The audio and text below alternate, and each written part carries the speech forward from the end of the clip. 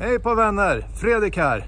Ja, som ni ser här, det är vinter och med vintern så kan det bli lite besvärligare att vara ute och åka med husbil.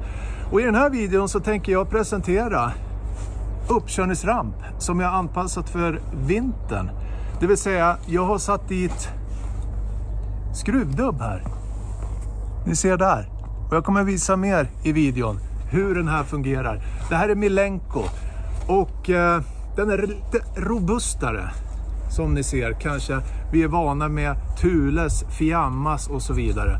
Jag gillar den här. Häng på i videon så ska jag visa mer. Vad det är för fördelar med att just skruvdubba en uppkörningsramp då. Häng på så ska jag visa.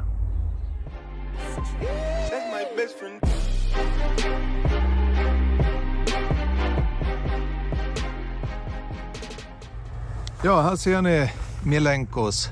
Den här har jag inte satt dit något dubb på då. Utan problemet som är många gånger, ni ser den här vägen. Den är ju hårt packad snö och is. Det är ju när vi ska rulla upp, nu sätter jag mig fot här. När vi ska rulla upp på rampen så vill den glida iväg.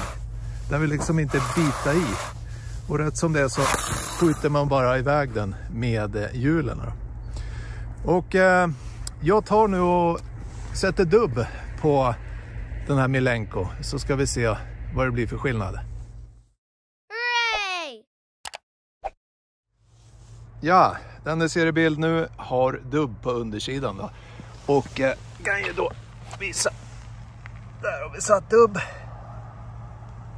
Och så har vi dubb. 8 stycken. 4 på varje sida här.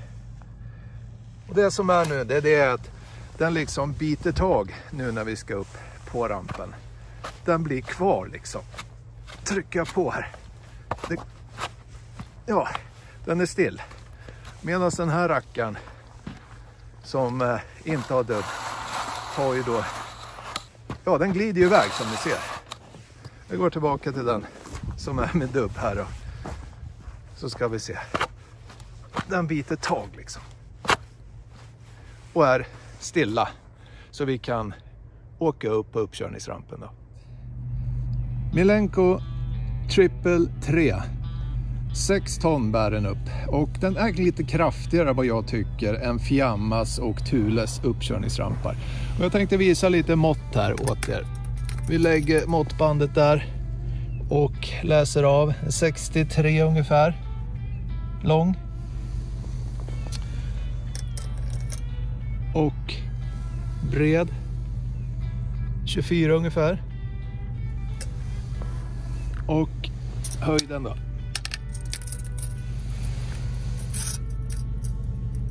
15,5 ungefär. Jag tänkte visa hur skruvdubben ser ut då som sitter. Där har vi 8 stycken skruvdubb och de sitter då iskruvade 4 stycken på ena sidan och 4 på den här sidan. Och med fördel så kan man ju använda de här uppkörningsramparna på sommaren också. Det är egentligen bara att ta en 8 mm hylsa här, spärrskaft eller en skruvdragare och skruva ur de här skruvdubbarna. Väldigt enkelt. Ja, väldigt effektiv är just de här dubbarna som gör så att hjulrampen är kvar när vi ska upp på den så att den inte bara glider iväg.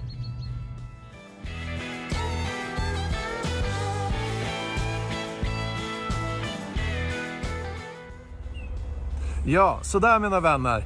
Och det här paketet innehåller ju då 2 uppkörningsrampar och skruvdubb då som vi enkelt kan skruva loss som jag visade i videon då.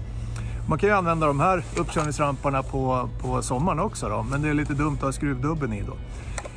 Men enkelt så kan vi bara lossa skruvdubben då. Och vart hittar man de här rackarna? Jo, i vår webbshop så hittar ni dem. Så att om ni klickar på den bilden så kommer det upp i rutan där nu, så kommer ni direkt till vår webbshop där ni kan också läsa mer om just den här Milenkos uppkörningsramp då. Ja, vad brukar vi säga? Kör snyggt. Ja, och i vintern nu är det halt. Kör säkert och ta hand om varandra. Tills nästa gång. Hej då!